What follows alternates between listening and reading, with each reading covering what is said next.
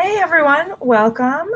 I am Laura Chakis, and I am so excited to present to you all today about how to manage your BFRB and how to really break free from it. That's why I titled it that, so you can break free from the control your BFRB has had over your life. So I see a couple people chatting already. That's great. I was going to tell you about that. So if you haven't found it yet, there's a little white box at the bottom right of your screen. I believe that's where I see it on mine. And so you can type something in there.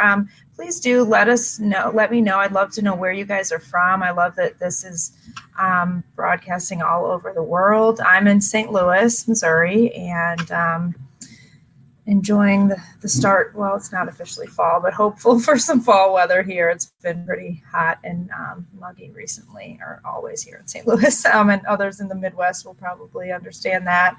So yeah, if you want, just let me know where you're from. And if you have any questions as we're going along, there's also a button probably under where you see me, see my face, where you can ask a question. And I will just pull that up periodically to see if there's any questions, but you can also ask a question in the chat box. Great, I see Emily is from Minneapolis. I have a friend who lives out there. And then September, Dallas, and Judy in Connecticut. Welcome all of you. Thank you for joining and sharing where you're from. So we've got kind of all over the country so far. And yeah, let's see, we'll kind of make sure people are getting on. I guess they can join. And what I'm going to be doing is using a slideshow. So during most of the presentation, you won't be seeing me, you'll be seeing my slides and just hearing me talk, but I'll come back periodically to look at the chat so that you guys can feel free to ask questions. And we got another from Dallas.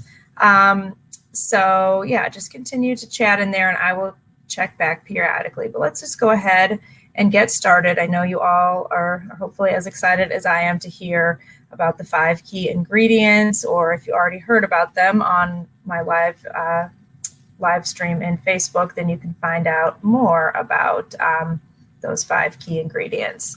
All right, September, you said excited, so excited. Thank you, me too. So I'm going to share my screen now. And hopefully all this technology will work. Yes, here we go. Share, and then I just need to present. Okay, here we go.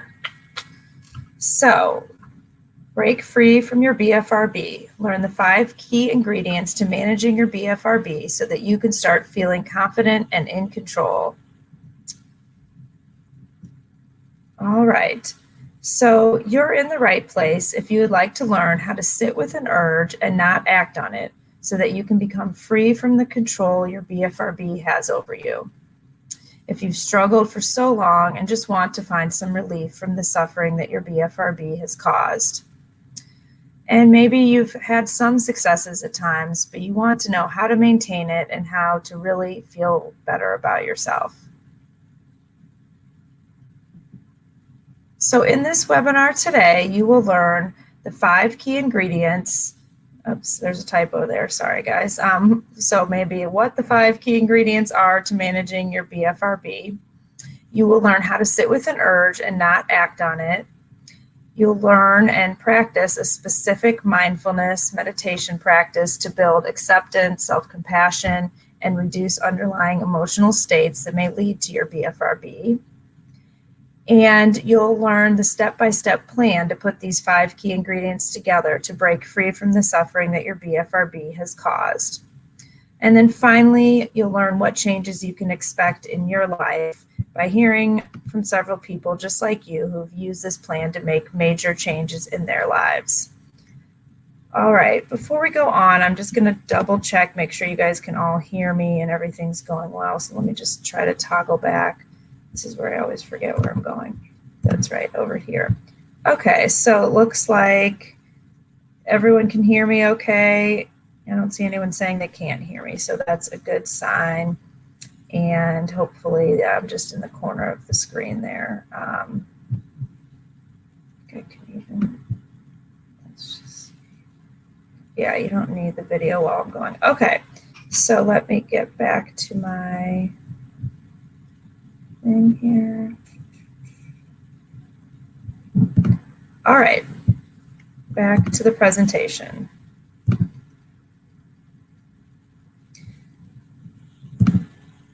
Okay, so a little about me. I am very passionate about treating adults and kids with BFRBs. This has really become even more of a passion throughout my career. So I started by treating anxiety disorders and OCD using evidence-based treatment approaches like mostly cognitive behavioral therapy or CBT and mindfulness. So I was trained by one of the experts, leading OCD experts nationwide, Dr. Alec Pollard at the St. Louis Behavioral Medicine Institute. So I did my postdoc there, stayed there for 7 years, and got really great training and experience in treating severe cases of OCD and anxiety disorders. And we started getting a lot, or not started, but as I was there, we were getting a lot of people with trichotillomania. So back then, this is 13, 14 years ago, when excoriation or skin picking disorder wasn't a diagnosis, quote unquote. And so we definitely saw it, but we didn't quite maybe know it as we know it now, or know it as much as we know now. So I received some additional training on trichotillomania because I wanted to be able to really learn how to help these people. I saw that the treatments I was doing for anxiety and OCD worked well on some of them, but not others, and didn't work as well as it did with anxiety and OCD with people without trichotillomania. So I really dove in, whatever, got some specialized training, and continued to see that it was cognitive behavioral therapy and mindfulness that were the most successful approaches. So I've been attending the annual BFRB conference, the TLC Foundation for BFRB's conference, keeping up on all the research and practicing it over the past 13 years. So over this time, I've seen more success with these approaches in group therapy than individual therapy for adults with BFRB. So I've been running groups for about 6 or 7 years now. And I do run groups for kids and teens, and I definitely do find some success with those groups as well. But today, since we're focusing on adults, I just want to share that it's interesting using the same approaches in individual versus group therapy. I've found that people do better in group, and that's something I'm going to talk to you about as part of this webinar today. But it's just a very interesting finding, as well as just how successful the CBT and mindfulness approaches could be when I continue to tweak them and adjust them to what I felt the people needed, and responding to what they reported as what was helpful and what wasn't helpful. So then recently, over the past year, I've led 11 adults with BFRBs through online courses, and was very excited to find great results with that. I'd actually say, surprisingly, that this online, and it's not treatment, it's online coaching, support, education, accountability. This has actually proven so far in my data here to be even more successful than therapy in my office, which is just phenomenal, I think. And a lot of the things I'm going to talk about today are going to show you kind of why my theories on why that's been so helpful. All right, so the first ingredient here of the 5 key ingredients to managing your BFRB, the first one is connection. So connection is so important. I think this is a main reason why group therapy has been even more successful than individual for adults with BFRBs. I think that connection is important to all of us. It's a human need. It's a human desire, something that we all definitely benefit from. But people with BFRBs tend to really live in a place of shame and isolation, embarrassment, and they pull away from others, not sharing with others, especially these things, their feelings and thoughts about the disorder, that that this connection is even more healing than it is for the average person. So I've seen this in my in-person group therapy, but happy to say that I've seen this online as well. And you get a taste of it, all of you who are in the Facebook group. I see people saying what relief it is to see that others are out there just like you or with similar conditions. And when people, share their stories and share their thoughts and feelings and others can relate to that, there's a real connection that is healing and very therapeutic. So that community of people who are experiencing similar difficulties helps reduce that shame and isolation. And then sharing your story, your thoughts, your feelings brings even greater reduction in symptoms. And what I found is that in a small group format, the smaller the group, the more people are willing to share, the more deeper they'll share. They'll share more of their story, more of their thoughts, emotions. So the first round of the course, I had 6 adults in it. In the second round, I had 5. And so that group of people got very close by sharing so much. And I think that was one of the major contributors to a reduction in their symptoms. Also, that small group accountability. I mean, I think group accountability is stronger than individual accountability, and that small group is even stronger than large group or individual accountability. So what I mean by that is when someone comes to therapy, let's say they set a goal at the end of the session, then the accountability is that they, want to come back and tell me that they did it. They have that accountability, somebody checking in on them and saying, how did it go? Did you do it? Kind of like doing your homework and the teacher checking up on you. If you don't get checked up on, you're less likely to do it. Well, what I've found with this small group is that accountability is even stronger. People have said to me in the group, like I pictured the other group members, I thought about the other people in the course, and I wanted to get my goal accomplished so I could report back to them and share that success. So I think that's a really important piece. So some connection strategies. Darn it, looks like my pictures aren't coming through. That's frustrating. I had a picture picked out here. So join a group or other community, as most of you have probably already done with our Facebook group, is definitely a start. Share your story. So be brave, try, as best you can to share maybe a little bit at a time, and just, even if you don't get all the responses you want, just the act of sharing can be helpful. So sharing in the group or community, and then maybe even eventually sharing outside if you feel comfortable sharing to others. And then share goals and check in regularly to stay accountable. So in the Facebook group, sometimes I'll ask, let's set a mindset, or let's, set a goal for something. If you set a goal and share it with the group, and then we check back in on how you're doing, that will help you to build that connection and keep you accountable to your goals.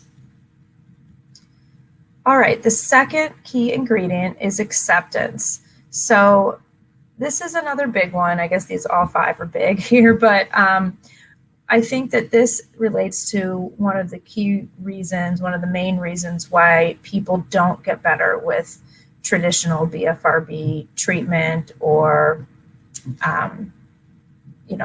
just, I guess, reading a book, or, any kind of the strategies or skills that they try to use. And that is because I think that most people focus on stopping the behavior, which is a natural thing to focus on. You're wanting to stop the behavior, so let's focus on stopping. But there's a problem to this, so actually a major source of your suffering for most of you comes from the feelings you have about your behavior and yourself for doing the behavior. So a key to relief from the suffering is actually the opposite of what you might think, the opposite of stopping the behavior. It's actually to first accept its role in your life. And acceptance does not mean that we like it or we want it around. It just means that we acknowledge it, we allow it to be as it is right now, so that we can reduce our suffering and then move on to make positive changes in our lives. But we can't do this until there's some acceptance. And this applies for a lot of disorders as well. I use this equation here, pain times resistance equals suffering, in my mindfulness courses that I teach for all different disorders, as well as the general population, just even if they don't have a diagnosis. So what this means here, and you may have seen this before, I didn't make this up, but if you think of your pain, like emotional pain, this can also work for physical pain, but if you think about your like emotional pain, think of that on a scale of 1 to 10, 10 being like the worst, let's say if it's anxiety or, even go with like how much pain you're suffering, you're struggling with due to your BFRB. So how much pain there is on a scale of 1 to 10. And then resistance is how much are you wanting that pain to go away? How much are you resisting it, trying to stop the pain? And then that same, rate that on a scale of 1 to 10, 10 being like, I just cannot stand this anymore. I'm doing everything I can to make this go away. And 0 being like, it is what it is, just let it be. So many of you will probably say, the pain is at a 10 and the the resistance is at a 10. So you multiply those together, you get 100. Or even if you said your pain is at an 8 and your resistance is at a 10, again, let's say you're at 80. Whatever your number is for suffering, I want you to think about, are you able to just reduce that pain number? Can you just say, okay, stop feeling so anxious about it, stop feeling so much shame, just get rid of that embarrassment or frustration? Usually not. If you could, you probably already would have done that. But the resistance is something we do have at least some control over. It takes work. This is not easy. But if you could get to a place where you could cut that resistance, let's say in half. So if your pain was an 8, your resistance was a 10, and you could cut it down to a 5, where you're like, I really hate this still. I really don't want it around, but I guess I can handle it. You're kind of like halfway between, not like let it be and just let me embrace it like a 0 would be, but just halfway there. Your suffering would then go down to a 40. So it cuts in half, and 40 is significantly less suffering than 80.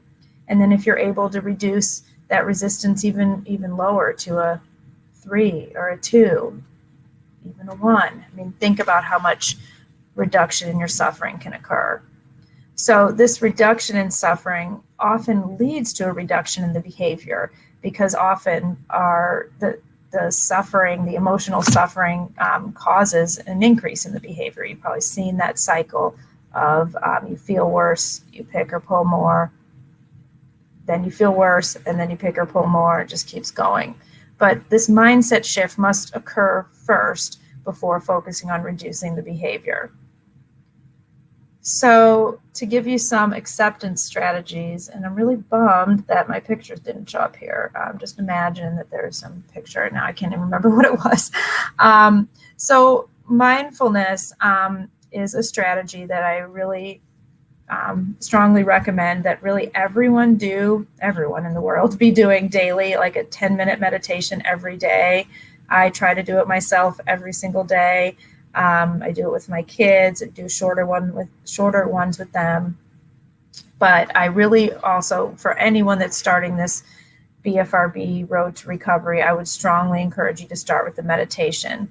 Now, today I'm going to be teaching you and guiding you through a sitting with the urge meditation, which is the second thing on here that also really teaches acceptance and accepting the urge. We'll talk more about that in a few minutes.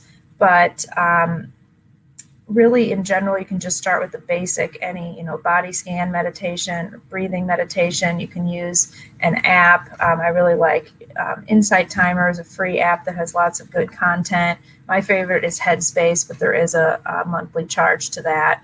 I do pay for it because I think it's worth it, but it just depends how committed you are to it and if you're going to use it enough.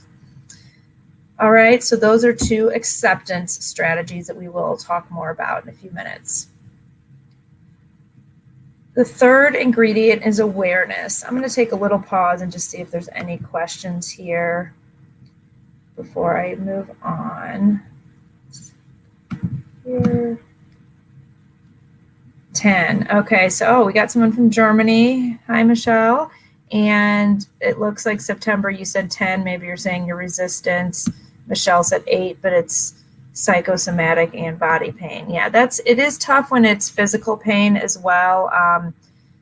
Definitely adds another dimension there. There definitely is a lot of research on mindfulness and acceptance for physical pain as well. I'm not as much of an expert in that area, but a lot of people who have taken my courses said that it does help with the physical pain as well, just learning to accept it more. Oh, I do see a question here. Great. Okay. What about comparing to other people? This is one thing that makes us really upset. What about comparing to other people? Oh, okay. I think you're meaning, I'm guessing what you're saying is that you compare yourself to others, and that really makes you feel bad about yourself. Let me know if I'm getting that wrong, Michelle. And I'm not exactly sure what your question is, and I apologize because you probably asked it earlier when I was talking about something else. I guess so. I was talking about connection. Maybe you were talking about it there. If you want to say any more, Michelle, about that, let me know. I do think that I've seen that a lot, that comparing to others definitely adds to the suffering, definitely causes a lot of shame and embarrassment when you compare yourself to someone else who's not suffering from a BFRB or struggling with a BFRB. So yeah, let me know if you want to give me any more information on that. Let's see. Okay. All right, we got someone from Israel. Awesome. I feel that way too. I constantly have hair envy of others. Yeah. Hi, Emily. Thank you for sharing that. I'm sure, I think we all can relate to that. I mean, I haven't suffered from a BFRB myself, but I definitely can relate to that. But I know also that it's so different from someone who has a BFRB. So I'm not sure if you all are kind of just asking how to handle that. I mean, I think that these strategies will help you. You can be more accepting of what's going on with yourself, and the self-compassion, which we're going to actually get to in a few minutes. Also, learning to accept your flaws, learning to embrace them in a way, be like, this is part of what's made me who I am. You can learn to love yourself with your flaws, if you want to call these flaws. I don't think of them as flaws, but I know that many of you do see it as a flaw or a mistake or a failure. And so if you can learn to still love yourself and just feel more confident in general, I think then the envy of others, the comparison to others, all of that decreases as well. All right, so let's go back to the presentation here. So we're on the third ingredient, awareness. So it seems kind of obvious that in order to manage a behavior, you must know more about it and when you're doing it. It seems obvious, however, many people are trying to stop the behavior, but they don't even know exactly when they're doing it. They don't know what triggers them. They don't know, they're not aware of the thoughts that go through their head, like right before, during, after, or the emotions before, during, after, physical sensations, urges. So there's so much data to be gathered, so much information that most people don't know to get, or they've maybe been told to gather the information but have given up on it because it's actually a very difficult thing to do, to gather all this information. But awareness is key. I mean, you have to know more about it to know how to address it, how to direct the strategies directly to what you need, as well as to be able to even apply the strategies. If you don't know when you're doing it, how can you apply any strategy? So many people are doing the behaviors mindlessly with little or even no awareness that they're even doing it. So some awareness strategies. Oh, here, now my picture shows up here. Great. So mindfulness, again, is another strategy that also works on awareness. And, you'll hear me talk about mindfulness a lot because I do think it helps with so many different parts of these disorders. But then another part of this is tracking. So the reason I have these people all on their computers or apps, our phones, is like using an app. So there are tracking sheets, like pieces of paper that you can use. There's one I'll direct you to that I really like from Picking Me. I don't know if you all know Lauren McKinney at Picking Me. She's a friend of mine, colleague, and she developed the foundation, Picking Me Foundation. And so if you go to pickingme.org, you can get her tracking sheets, which are really good, not just for skin picking, but for hair pulling. But also, there are some apps that, most of us feel that apps are more convenient to use just on our phone or computer or tablet. So for hair pulling, there's one called Trick Stop. And then for skin picking, there's Skin Pick. So if you just type those in, you can see there's apps that will help you record a lot of this and gather a lot of this data.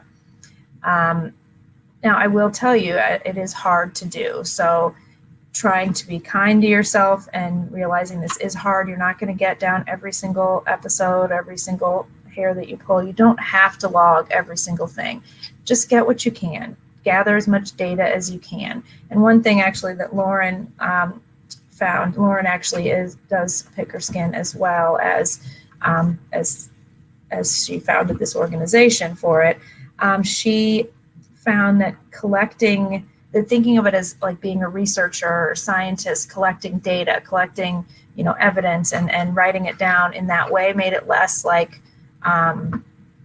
punitive. Like a lot of people find it like, I feel like I'm bad every time I write it down. I'm writing down a failure. But if instead reframe it, think of it positively, like, okay, here's some new data. And the more data I get, the better, the more I'm going to be able to learn from this. And she really did learn a ton from the tracking and developed her own tracking logs with what categories she thought were most helpful, which I very much agree with. I really like her logs. And finally, barriers. What I mean by this is something on, let's say, your finger. It could be a Band-Aid around the tip of your finger, like around your fingernail, on the hand, or any fingers that you use to pick or pull. So this is one type of barrier, because you let's say your hand goes up to your forehead to pick. You will feel that Band-Aid, and that will break you out of the mindlessness, that mindless picking, let's say, that, completely unfocused, unaware picking, and it will, bring your awareness to it. Also it can help you not do it just by, having that barrier, making it a lot harder to pick. It's harder to pick with a Band-Aid on, or putting the Band-Aids on your skin where you have spots that you don't want to pick, or there's, liquid bandages. A lot of people in our Facebook group talked about different types of ways to cover your skin. And then also like head coverings, wearing a hat, bandana, scarf, something like that to cover, or eyeglasses to cover your eyebrows. So some kind of barrier to bring your awareness to what you're doing. All right. The fourth ingredient is understanding.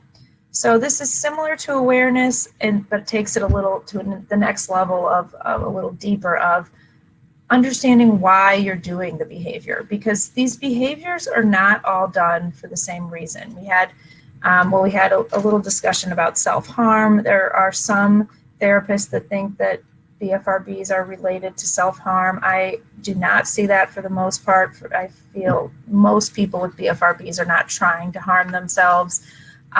But there are very many different reasons why they do it, why you may do it. So in order to learn how to manage the behavior, you need to know why you're doing it. So one way to think about this is like, what need is this fulfilling for me? Is there a sensory need that's not being met? Is there an emotional need that's not being met? What, could be even like, are you doing it when you're hungry? Are you tired? Are you lonely? What's going on at the time? And through your tracking, it can help you figure out some of this information. And even think of it also as, what message is it giving you?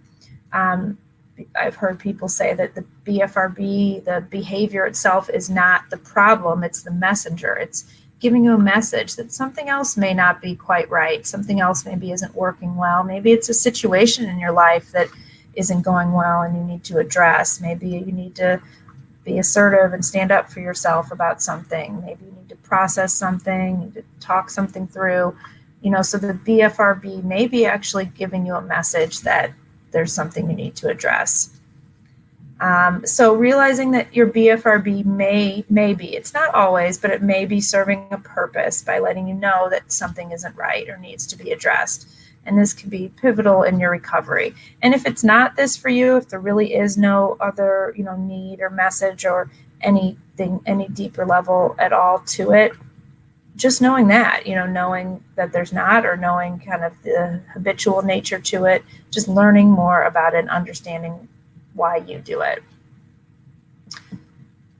So some common reasons, and I put reasons in quotes because they're not really like reasons, but some maybe ways of understanding, I guess, the behavior. So some people some people also have perfectionism or OCD, or there's some overlap between the two, so I put them together. Sometimes people have a sensory need that isn't being met.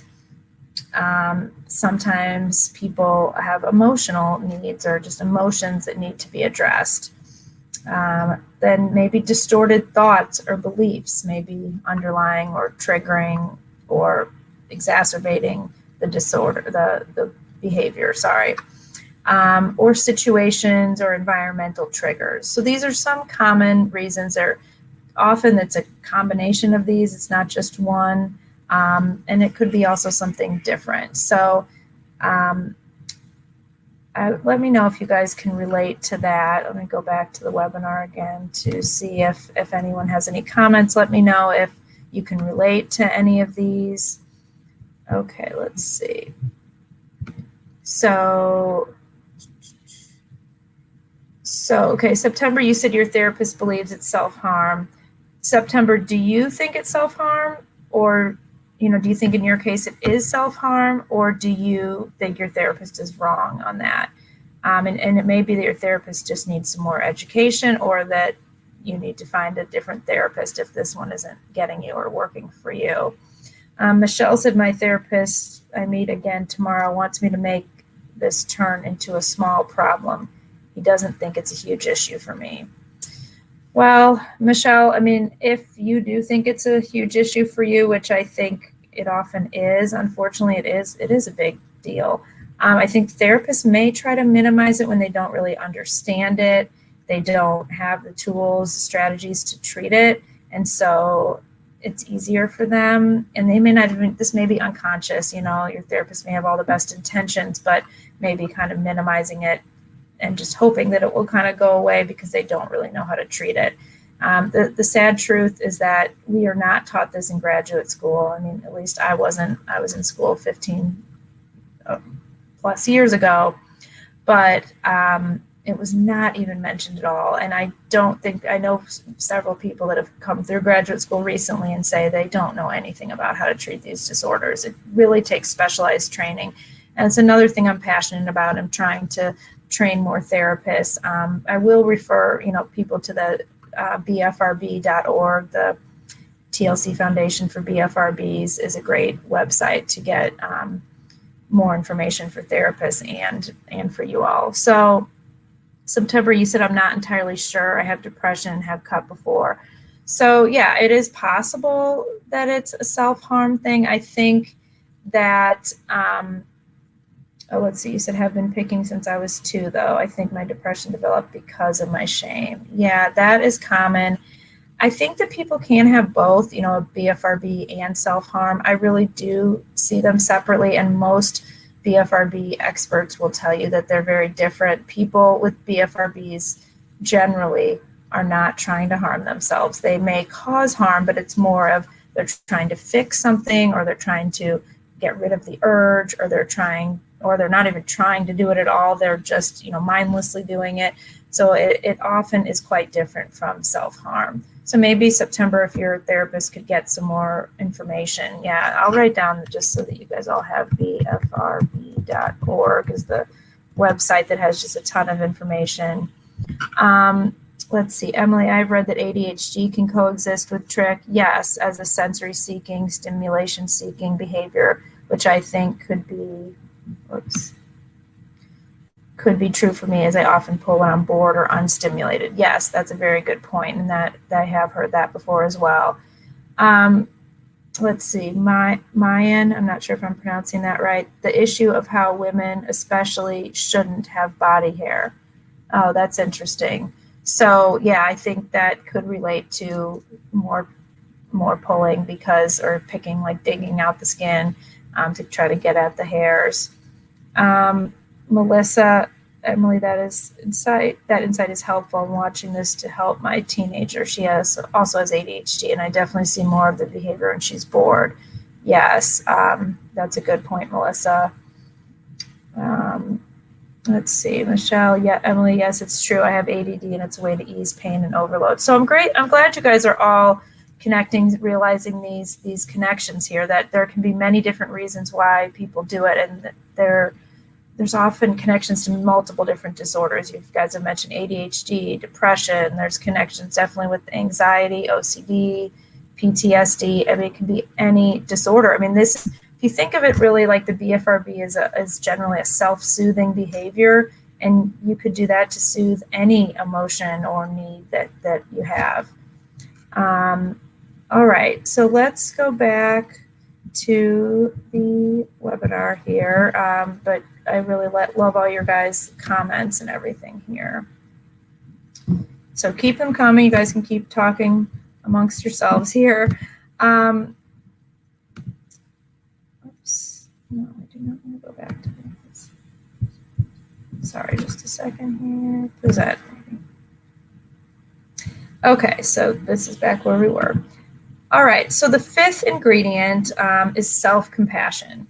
Another thing I'm passionate about, something I have gained a lot from myself. And I talk about these things like mindfulness. I practice myself. I've been practicing for years, and I've seen the benefits myself. Like I said, I don't have a BFRB myself, but I have struggled with anxiety. I've had social anxiety my whole life. And I've also, one thing that I find mindfulness especially helpful for me now as a parent. I have a 9 and 11-year-old, a 9-year-old and 11-year-old, and actually my 11-year-old does have ADHD and some anxiety. And dealing with them is the hardest thing I've ever done in my life. And not because they're like bad kids, but just being a parent is very difficult. And I find that I really struggle with patience. I have a low frustration tolerance, and I can, easily blow up and yell at them when I really don't want to do that. I know logically that's like the worst thing to do for these kids, or maybe not the worst, but one of the worst, and I still do it. And so I've noticed that with mindfulness, I can feel that urge. I can almost notice it as an urge, which I never would have noticed before, but that urge building in me, that like building up of that tension, frustration, and I can notice it building, so then I can take a step back, literally sometimes walk away, take a few deep breaths, and get to that more mindful, aware place where I can act according to my values, act how I want to act, rather than just be driven by this urge or just driven to mindlessly act. So I really speak to these things from personal and professional experience, how much they've helped me as well. And self-compassion as well. I've taken an 8-week online course in self-compassion, and it was very helpful for me as well. So how it relates to BFRBs is that what I've seen is that the biggest cause of relapse is beating yourself up after a slip. So you'll see this a lot if you haven't already, either with yourself or people in the Facebook group. You'll see it. People are doing well for a while. They'll say, like, I've gone 2 weeks without picking, or 2 days, or whatever it is, and they're so excited, and then they slip. And that happens. I mean, think about me with my yelling. I mean, I feel great. I've gone yelling, and then it happens. I mean, we all slip. We're all imperfect. Part of being human is that we're not perfect. And so self-compassion is being able to treat ourselves with kindness and compassion, treat ourselves like we would treat a good friend, talk to ourselves in that same way. So when we slip up, instead of saying, "You idiot, what's wrong with you?" or "I'm such a failure, I can't believe I did this again, I'm never going to succeed." As you can tell, these kinds of thoughts are going to just lead you right back to picking and pulling, and maybe just never even try again. But if you could speak to yourself with kindness and say, just think about what you'd say to a friend who slipped up, and just say, oh, I'm sorry you're going through that. You worked so hard, and I know that must be hard that you slipped, but I'm really still proud of you. The successes you made are still there, and you can do this. You've got this. I'm here for you. And it sounds odd, and it actually feels very odd, awkward, uncomfortable at first, but starting to say that stuff to yourself can be so life-changing, really. And so those who stay in recovery from their BFRB use self-compassion instead of beating themselves up. And it's not easy. It takes constant reminders and accountability. That's why the alumni group for the people who have taken the online course is so helpful, because we remind each other. And one of the most common things they say is, go back to self-compassion. I slipped up, go back to self-compassion. And so they've had slips, but not major relapses, not gone back to the beginning, not lost all the progress they've made. So people who do well with BFRB recovery treat themselves kindly, the way they treat a good friend when they made a mistake. So some self-compassion strategies. So mindful self-compassion meditation. This is another meditation you could look up and find. Another, I'd refer you to selfcompassion.org. Kristen Neff is a researcher who coined the term self-compassion, and she guides you through meditations on there, as well as writing exercises. So there's a lot of great exercises on there. Another is to talk to yourself the way you talk to a good friend, as I kind of mentioned before. Write to yourself like what you'd say to a good friend. It sounds odd. It is not going to be doesn't feel like a normal thing to do, but do it anyway. And it will help. It really does. And then practice forgiveness with yourself. Try to forgive yourself for your slips or mistakes and move on from them. All right, so speaking of moving on, we're going to move on, because I do have a lot to get to. So I want to talk to you a little bit about sitting with the urge, and then we're going to do a sitting with the urge meditation, which, as I know, Melissa, you mentioned here as being a parent. Any of you who are here as a parent or therapist, you can practice this meditation even though you don't have an urge to pick or pull. You can use it for any type of urge or any type of kind of discomfort that you feel in your body. So learning that it is possible to sit with the urge, and what I mean by urge is that feeling that comes up right before you do the behavior, or that strong impulse, desire, drive to do the behavior. So learning that you can sit with that and not act on the behavior. So seeing that it's like a two-step process. There's an urge and then the behavior. It's not just all one. So seeing that you can sit with it, even for just a few seconds at first, is one of the most powerful ways to break that cycle of endless picking or pulling. And then over time, and with lots of practice, you'll be able to do this for gradually longer periods of time, until eventually you realize that the urge has passed. And once you see that you've sat through it and the urge does pass on its own without you doing the behavior, this is huge, because you're not going to be then successful all the time, but it's possible. It helps break that distorted belief that I have to act on this urge, or the urge will never go away unless I do the behavior. It may take a lot of time, and it will take a lot of practice, but it is possible. And I do caution you, this will be very, very difficult, and it could feel almost impossible at first. So it is really, really important to do it gradually, starting with just a few seconds. And if you do have really strong urges, and let's say as we're talking about this or doing the meditation, you do give in and do the behavior, please try to be kind and give yourself a break. Maybe you're not ready for this yet. This is actually like week 5 or 6 of my online course, and I'm just jumping in because I think it is one of the most helpful meditations for you to have, and the other meditations you can get on other apps and different things. But what I recommend people going through the course, and if you are starting kind of from scratch, I guess you'd say, is start with just a regular meditation practice, and then you can save this to when you're a little further along. But we can try it out today and just see how it goes with some guiding. All right, so we are going to do this meditation. You see here, this guy is showing you one posture. You can sit cross-legged, Indian style like that on your chair or on the floor on a cushion. Or you can also just sit what I usually do is just in my desk chair, sit, uncross my legs, sit up straight. You want to be in a dignified, alert, awake position, but not too stiff that you're like rigid and uncomfortable. If you do tend to get sleepy in the afternoon or any time of day when you're doing a meditation, I do myself, then you can, move your back away from the back of the chair so you're not being supported by the chair as much. That can help you stay a little more alert. All right, so we're going to go through this meditation.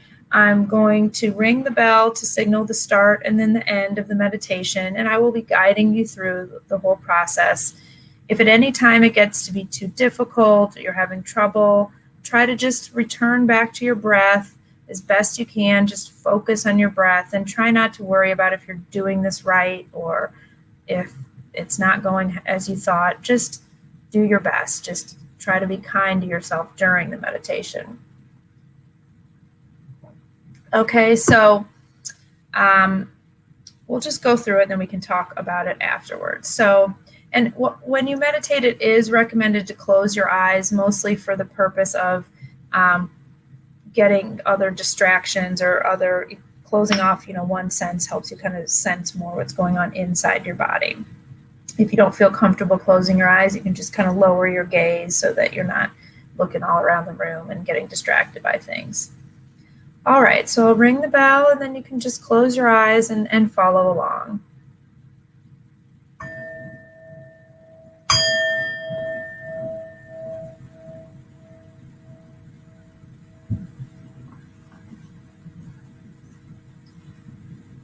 So begin by noticing where your body makes contact with your chair. Notice those points of connection between your body and the chair. And then notice where your feet make contact with the floor beneath you. Notice where your hands are resting. And then bring your attention inward and see if you can find your breath moving through your body. You could take a couple deeper breaths at first to really get a sense of your breath. And you want to be focusing on the physical sensations of your breath. So you're not thinking about your breath, you're just feeling it, sensing it, feeling where you can feel it in your body. Maybe you feel it coming through your nostrils, moving through your lungs, maybe all the way down to your lower abdomen, and then as it comes back out. And then let your breath return to its normal rhythm or pace as much as possible. If you're not sure what normal is, don't worry about that. We often have a lot of perfectionism with BFRBs and people wanting to do the meditation perfectly. There's no perfect, there's no right with this. Just try not to control your breath and just try to let it flow and not worry about the speed or depth of it. And just see if you can take a moment to just follow the breath as it comes in and out of your body.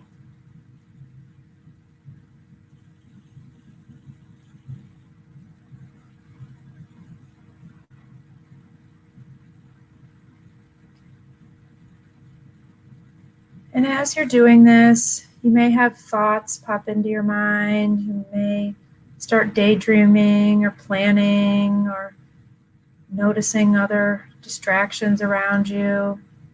And when that happens, see if you can congratulate yourself for noticing that your mind wandered.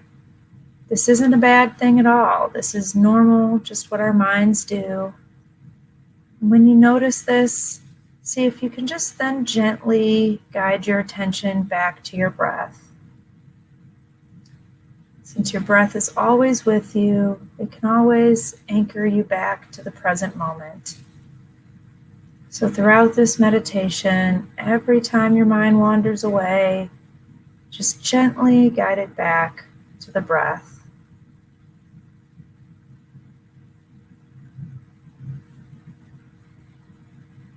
And as you're sitting here, just feeling and sensing your breath and continually bringing your attention back to the physical sensations of the breath, you may also notice an urge, maybe an urge to do the behavior, the picking or pulling or other BFRB that you engage in. Maybe you feel just some sort of itch or discomfort, some desire to do something or focus on something.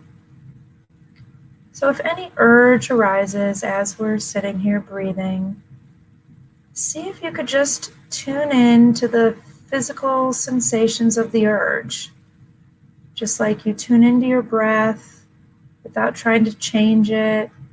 See if you can do the same with the urge. Just notice where you feel it in your body. Maybe describe what it feels like. And just keep your attention or return your attention to the physical sensations in your body of wherever you feel the urge. And maybe in multiple places, maybe shooting around to different places. And if there's no urge present, that's okay too. Just sit with the breath and just notice maybe any discomfort in your body. You could scan down from head to toe, just noticing each body part and seeing if there are any areas of tightness or tension or discomfort. And these may or may not be related to an urge, but just checking in and then tuning in to any of these areas of discomfort. Instead of avoiding or resisting them, just being curious, exploring them, noticing what you can sense in your body.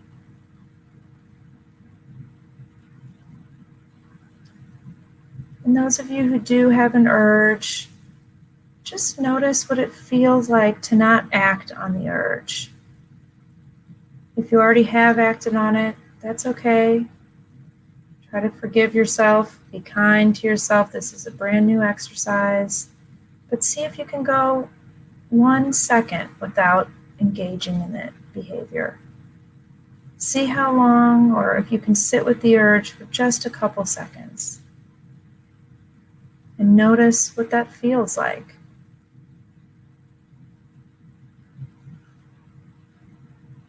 Again, just tuning into the physical sensation of where you feel the urge in your body.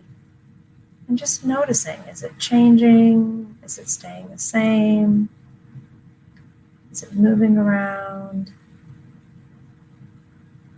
And what happens when you don't act on it?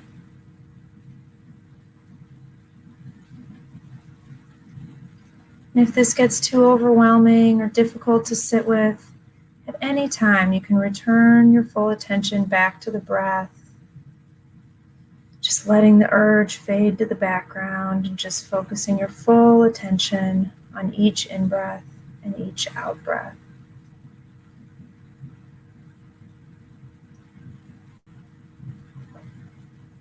If you're able to stay with the urge for just a few moments longer, or even come back to it if you've gone away from it, just check in one last time and just notice again where you feel it and what it feels like in your body.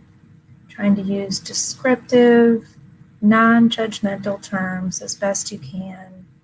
So not describing it as bad, but really what about it feels bad, or how does it feel? How would you describe it to someone without judging it? So is it sharp, itchy, or prickly? What does it feel like? And then again, just how it feels to not act on it.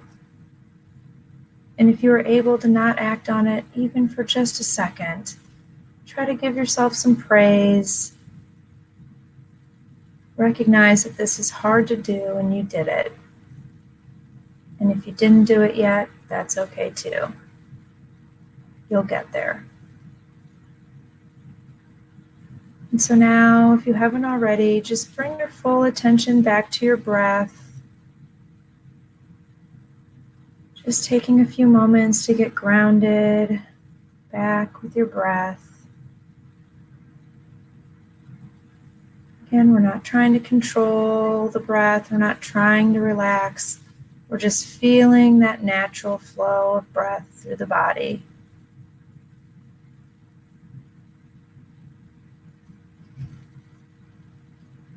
Then you can bring your attention back to noticing where you feel, where your body makes contact with your chair and your feet with the floor. And notice any sounds around you. And then when you hear the sound of the bell, you can slowly open your eyes and come back to the room.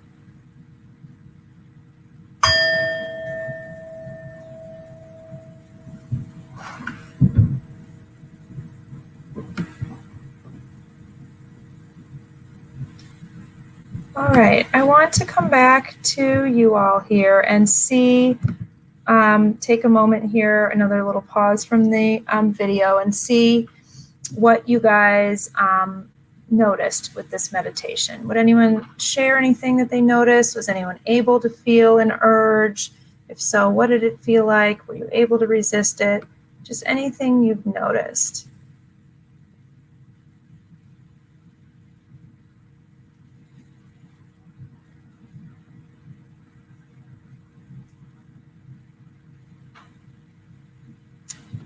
So I can share one thing that, again, you know, I don't have a BFRB. I know it's not the same, but when I say the word itch, it does tend to bring on an itch. And I started feeling an itch on my face, like I think my hair might be kind of rubbing against my face, and I just felt.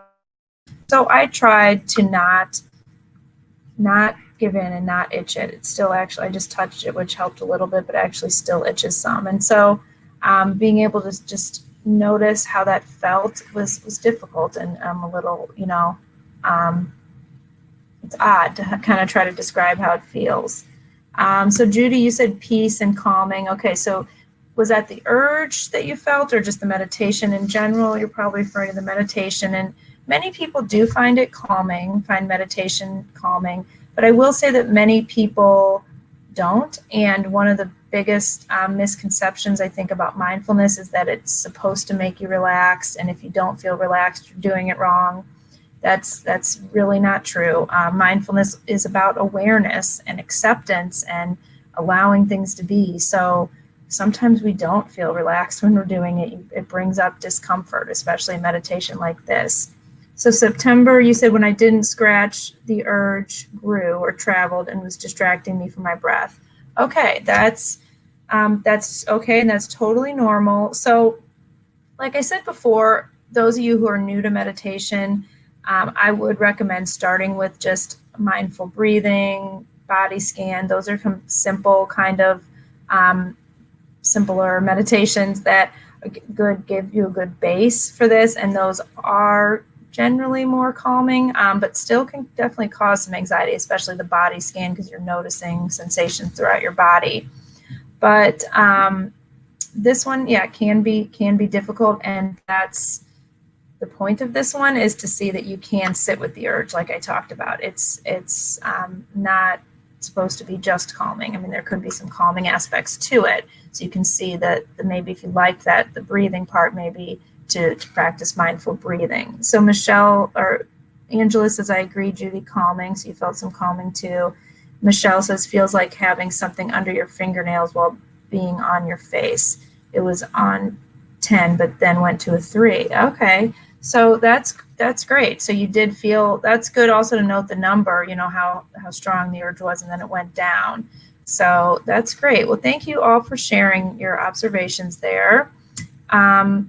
All right, I'm going to get back to the webinar here. And I apologize, it looks like we are going to go over the hour. I hope you guys can stay with me. Oh, shoot, where am I? Okay, pay attention here. Present. Okay, so back to the slides here. Okay, so we're going to jump right into the next thing, which is the 8-step recovery plan. So this incorporates the 5 key ingredients as well as everything else that I have found helpful for bringing people to a place of recovery, for really being able to manage the BFRB and reduce the suffering, greatly reduce your suffering. So number 1, establish a regular mindfulness practice. This I cannot stress enough. If you don't do anything else, just do this. And also I will tell you, if any of you are going to start trying this, which I do recommend, don't try all 8 at the same time. The way it's done in the course is 1 step at a time. So we have a whole week on just the mindfulness practice. And like I said, if you do that for 2 weeks or a month, and that's all you do, great. You hopefully will get a lot of benefit from that. So just start there, but I'll go on to tell you the other steps. But yeah, you would, and also the other thing we do is continue the mindfulness practice, a daily mindfulness practice throughout the entire program. So the whole the program I do now is 10 weeks. The whole 10 weeks you're doing daily meditation, and hopefully the rest of your life, but throughout this program. So then step 2. Build awareness of triggers, thoughts, emotions, and physical sensations through tracking. So I already gave you some ideas of how to do that. Number 3, develop a plan of strategies to address specific triggers and needs based on what is identified through tracking. So this is difficult, where you may need to do some research about different strategies. Maybe if you do have a therapist, after you do some tracking, get with the therapist. Maybe you can brainstorm what are some ways to address these triggers that you have. If you can find a BFRB trained therapist, that would be the best. But if not, they are not everywhere. But they are listed on BFRB.org. If you look on, there's a place that says find a therapist. But if there's not one near you, probably better to see better to see any therapist than no therapist. Most of the time, I could say there could be problems with that, but you can also train your therapist or have your therapist get training through this website, bfrb.org, as well as joining our group and getting support and information there. All right, step 4, consistently sit with the urges without acting on them for increasingly longer periods of time. So here's where you would start doing that sitting with the urge meditation, and then practicing it throughout the day also when you're not meditating. Then step 5, learn and practice self-compassion training. Again, I gave you that website where you can get some more information on that. 6, gradually face situations and people that you have been avoiding. So this is important because, like I said, there's often a lot of isolation, or there could be situations that you fear or don't want to face. Maybe it's like wearing a sleeveless shirt or going swimming or something like that. So we work on gradually facing these fears and how to do that. Step 7, learn how to best communicate with your loved ones, as well as maybe new people in your life, how to just talk to anyone about these disorders, how to know who to bring this up to, what to share. We talk about all of that, step 7. Then 8 is to create a personalized relapse prevention plan, which is so important. Relapse prevention is like one of the most important parts of this, because it is really hard to keep up with progress over time. So we have an alumni group, and we continue checking in every week on how everyone's doing, and setting new goals each week. So continued support and accountability is really important. All right, so I'm going to go through some quotes from people who have taken, these are all actually people who have taken my 8-week online course, the first one was 8 weeks, and I bumped it up to 10 because I realized I needed to slow down. There's so much information in that strategies section. We go through sensory strategies, we go through cognitive strategies, we go through affective or emotional strategies, we go through awareness and motor kind of strategies, and we go through environmental situation strategies. So broke that into 3 different weeks. So anyway, here are some quotes from people who have taken the course and what they said at the end. So one said, "I'm a lot kinder to myself when I'm having a bad BFRB day, whereas before the class, I would be really hard on myself, making me even more upset. My pulling and picking have definitely decreased, though I still have an occasional bad day with one or the other." Another person that said, "I think I've changed a lot since the beginning of the class. I'm more aware of my picking. I've learned new strategies, and I definitely beat myself up less after an episode, so my suffering has gone way down. I'm so glad to have these tools to take into the future." Another one said, "I am much more aware of my picking and my emotions of overwhelm now. I feel like I understand why and when I pick, have a greater understanding and resources available to me to help when I'm struggling, and a place to talk about it. I'm still not all the way where I want to be, but I know I can keep working towards it, so I don't panic as much if I have a slip up." Another said, "I have been able to increase time between episodes and decrease the severity of the episodes.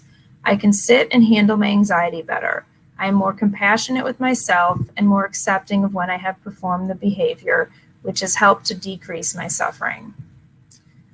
Another said, "My overall happiness is better because the course helped me learn how to be aware of my behavior and ways to reduce it, and it definitely has gotten better since I invested in the course. Due to my trick being better, my anxiety about it is reduced." And finally, one said, "I finally have tools with which I can manage my BFRB. I haven't quit picking, but when I do, the behavior is more normalized and less damaging. I can have a lapse without it becoming a relapse, and I finally have more self-acceptance and self-compassion when I do struggle. The behavior has also reduced greatly for me. I feel like I am a person in recovery from my BFRB, not someone ruled by it." All right, so let's go to questions again. I hope you guys are all still with me. Again, I apologize, it's gone longer. I knew I was including so much in here. Okay, let's see. Allison, is there a way to view this again later? Yes, all of you that have registered, I'm going to send out the replay to you. I will also send you a audio file of just the guided meditation, the Sitting with the Urge meditation, which it will actually be better. It was recorded a little bit better quality than just this video here. So Michelle, I cheek bite too. That's so great. You experienced success with sitting through the urge. I think it's probably pretty likely for the behavior urge to migrate. Yes, it is definitely. So I'm glad you guys are making connections here. Anyone have any questions? Let's see, I don't see any questions there. Is this predominantly a woman's problem? That's a great question, Judy. Actually, it was just, I did a myth versus fact on that in the Facebook group. So what the research shows is that it in adult women, it is more common in adults. Sorry, for adults, it is more common in women than men. So it's like 80 to 90% of the reports of BFRBs are women versus men. However, sorry, I was just saying to support the video. Is there any way to send an outline? Yes, Emily. I'll figure out how to do this. I might be able to get you a better link. I'm going to get a copy of the video and get it for you. So maybe you'll be able to watch the replay. All right. So sorry, I got distracted there. But in kids, the interesting part is in kids, it's 50-50. So it's very interesting to me. I think a lot of it is just who reports it. Maybe it's a bigger problem for women because hair and skin are more generally, I know this is stereotypes, but generally more important for women than men. And also women just seek mental health care more often than men. Judy, what about age? You said you're most likely older than most here at 62. I have seen it, in all ages. I don't, they say that I don't, actually, I do know that the, prevalence is it often starts at younger ages, like either around like age, 7 through 10, or a little bit later, like through puberty, like around 12 to 14 or 15, around that age is the common time for it to start. Sometimes it does start though in adulthood and just in your adulthood and never as a kid or teen. But I have seen many people that are your age or older that have definitely recovered from it. So it's not ever too late to get a handle on it, to manage it. I actually had someone in my group who was 80 years old, and she really benefited a lot from the strategies. All right, I'm going to go back because I do have a few more slides and want to get to those. Okay. Sorry, guys, I keep forgetting where I'm going here. Okay. We're almost through this here. Okay. So some questions for you to think about or answer in the comments is, do you want to have the same kind of successes that these people reported? And this sounds like I'm joking or, being sarcastic. I'm really not. Like, some people feel that they're good the way that they are, or that they maybe don't feel that that's necessary, or they're wanting something different or different outcomes. So do you want that kind of success for yourself? And do you feel ready and able to implement these strategies into your own life? So from the direction I've given you with this webinar, do you feel ready? Do you, can you do this? If not, what's standing in your way? Like, what is stopping you, or why do you think you're not ready? And do you feel like you could benefit from some additional coaching to gain control over BFRB?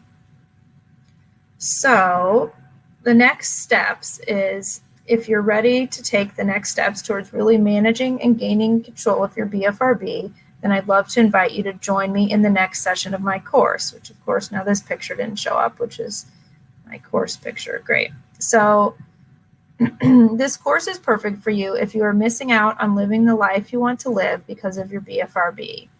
If you're tired of trying to manage your BFRB on your own with little to no success, and you're ready to find something that truly works.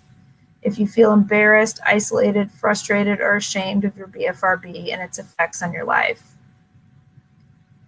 And this course is the absolute best way that I know to get you to a place where you are in control of your BFRB instead of it controlling you, to a life free from the pain and suffering your BFRB has caused, and to feeling self-confident, happy, closer in your relationships, and excited to do the things you love to do.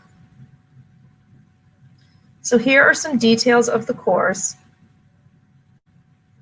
There will be 10 weekly pre-recorded videos that you'll have forever access to.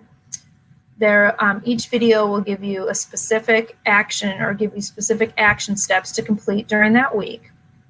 And then there will also be 10 weekly group coaching calls, giving each participant a turn to go through your action steps and get your specific questions answered by me personally, as well as the others in the group, a small group. We keep these small so that your plan for managing your BFRB works for you. So we really problem solve, and it really also keeps with that accountability. I think a major part of what helps with online courses is the accountability. I mentioned I took that self-compassion course.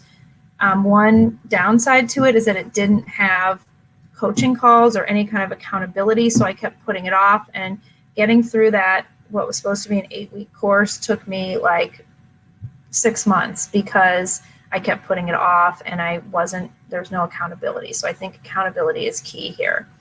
We also have a private Facebook group just for course participants moderated by me. So I'm often going on there answering questions and giving support and feedback so that you can share with each other in a more private, intimate setting to gain that support and accountability with the course homework. So again, it's another way of getting accountability and that connection. And then another key part is that private Facebook group for alumni, also moderated by me, after you complete the 10-week program, that you'll stay in for life if you want, as long as you want to. So we have 11 people in there now, the people who've graduated from each of the courses. And like I said, I check in weekly with them with, how they're doing and setting new goals. And people talk in between on the week too, but just at least once a week I'm checking in. And also the other thing I do is whenever I get new information, new material, I send it to them as well. So you'll always be getting updated new information. All right, so the course outline, it looks similar to that 8-step program, I'm going to kind of go through this quickly, but week 1 is establishing a regular mindfulness practice. Week 2 is becoming more aware of when you're doing the behavior by tracking.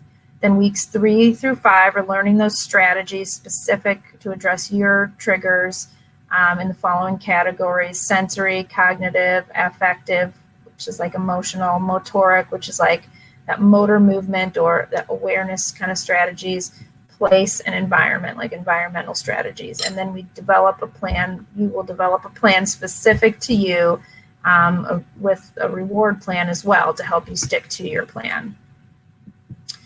Week 6, you'll be able to consistently sit with your urges. So we'll have a whole week just on how to sit with the urges and setting that as a goal of doing that meditation. Week 7, the self-compassion training. So we'll spend a whole week on specific exercises for self-compassion. Week 8, gradually facing feared situations and people in your life. And week 9, improving your relationships by learning effective communication strategies for you and your loved ones, and just how to handle BFRBs in your relationships. And then week 10, keep up your successes over time with a personalized relapse prevention plan. All right, so the course is going to begin Monday, September 16th, very soon. That will be less than 2 weeks away. So Monday the 16th, and it runs for 10 consecutive weeks. If you have to travel or you have a wedding or some other engagement, it doesn't matter. You can access these videos anytime, and you can access everything, the coaching calls. It will be done through Zoom meetings, but you can log in through your phone, through your computer, and we set it at a time that works best for everyone. So each coaching call will be limited to 8 people so that I can best support all of you. And like I said, coaching calls will be scheduled at a time that works for everyone. The course, and if we can't find one time that works for all 8, we'll split you up and do like 2 groups of 4 and have 2 different times. We've done that before. The course material can be viewed at any time throughout the week and kept forever to refer back to. And the coaching calls will also be recorded for you to view anytime and keep in case you miss one or you want to see another group's call. So the full cost of this 10-week course with over 20 hours of material and support is $599, which sounds like a lot of money. It is a lot of money. It doesn't sound like it is a lot of money, but it's less than $30 per hour. So that you're getting a ton of material, a ton of support, coaching, accountability. So it is expensive because it is a big investment. You're investing a lot of time and money into this for your recovery. But what I want you to think about is, what's it worth to have your life back? If you're really suffering because of your BFRB, is it worth $600 to get your life back, to really be able to live your life to the fullest?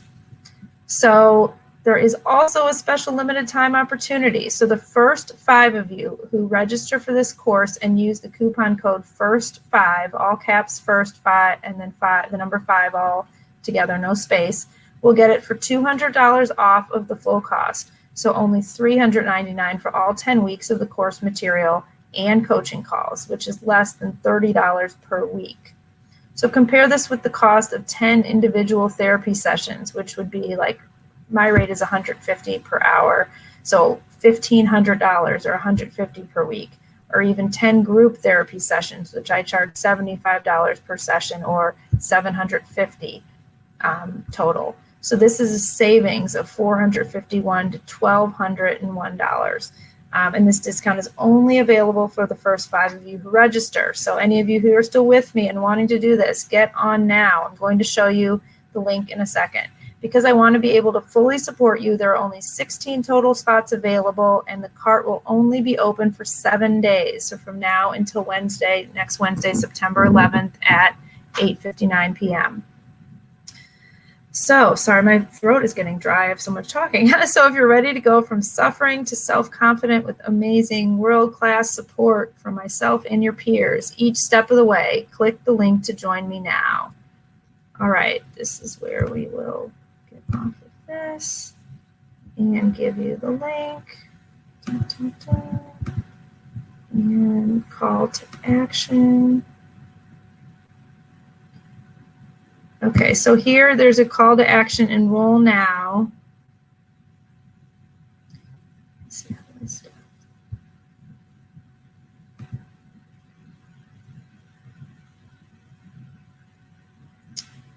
Okay, hold on, sorry, let me try to close the screen sharing. All right, let's see. Also, I meant the slides, but an outline would work as well. If not, I'll try to watch the replay. Yeah, for these webinars, I'm sorry, I don't give out the slides for the webinars. I do give you the slides when you take the full course, and I will give out all the material. Then you will get the replay, and hopefully it will work then. We will figure it out to make it work. And I will email out the link to the replay. I don't have it right now. I have to wait for it to generate. So we're in Crowdcast now. You should get actually, or you know what, there actually will be the link, the same link that you used. Oh, sorry, you're saying the link for course registration. So that's right now, enroll now in that green box below me. Let me see if I can get you it too. 1 second. Okay, you said you see it. I'm trying to close the screen. Sorry, guys. Focus screen. No, we don't want that. So does anyone have any other questions? I know we've gone way over the time here, but questions about the course, questions about anything I presented here, anything you want to share or ask while I try to figure out how to get rid of the screen sharing. I want to close the whole video. There we go. Okay, it was closed video. Okay, now right below me, you should see enroll now. If you click that, it should take you to the course registration. So the coupon code, I'll write that in here. So coupon code is all caps first, and then the number 5. And if you have any trouble enrolling, I am using a new program here, and I'm hoping that it will all work. So if you have any trouble, let me know. We will get it fixed. We will, whatever problems we have, we will get fixed. I'm trying to see here. I can get the link again.